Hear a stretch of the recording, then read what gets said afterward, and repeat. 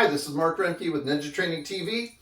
Today we are on series number 2. This is where we were starting with wrist escapes. We had a caller call in and go, hey, could you teach the basic structure, angles, distance, and timing of how you would teach somebody in your dojo?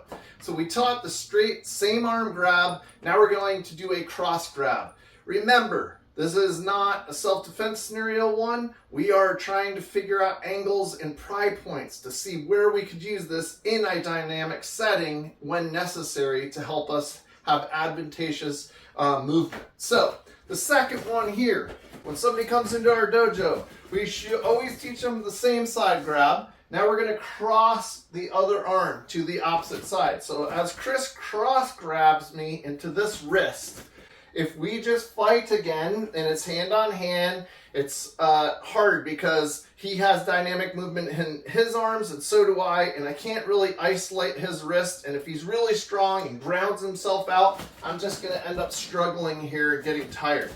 So what I have to do is try to get an angle advantage on this one. The angle can be done in a few different ways. One angle is to step to the outside and bring the strength of his arm out. So as humans, we're really strong. Like we can bench press a lot here, we can pick things up here, but as soon as you bring our arms out here and we try to bench press, it's not as strong. Or if they're in very close, it's hard to do it as well. So I'm trying to bring his arm out of his power zone by stepping. The second thing that happens when I step is I start to sink. This starts to break his kamae. And as I step and sink, I start to break his forward momentum or his kamae, and I also have him on his toes on this foot. This gives me now a place where I can bring this into my power spot. I can use my legs for a squat, and I can actually move around this axis of rotation here and drop my elbow. Then I can grab onto it and use my legs to push because I'm in a squat position. I have all this power built up here, and I can push and have this come off. So let's go through it. Cross grab happens. Other hand I bring up right away because I just think that's coming at me. I'm stepping and sinking to the outside and I scoop my arm up, but I'm not moving his arm big like this. As I go, I'm kind of sneaking my elbow down here so he doesn't feel much change happen in his body. This is a little more advanced, but why not throw it out there? Now I've cocked his wrist a little bit so that the back of his palm's out and it's easy for me to get a grab onto here and to do some finishing technique.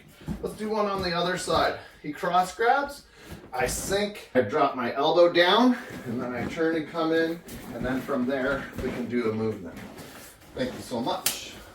So this is the cross grab number 2 scenario for basic wrist locks, and then how to think about angling, distancing, and timing. This is really good stuff for you to work and drill on with a partner.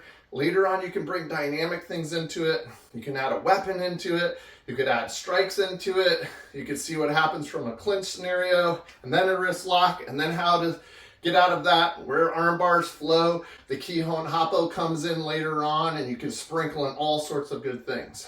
But when you're starting with basics, this is how you really break down how does angling, distancing, and timing work, and you drill. And that's how you get really good because basics are everything. So if you like this, please hit like and subscribe. And if you want more, please follow the links below, and that'll take you to our website. There's all sorts of good things for you there. As always, keep training.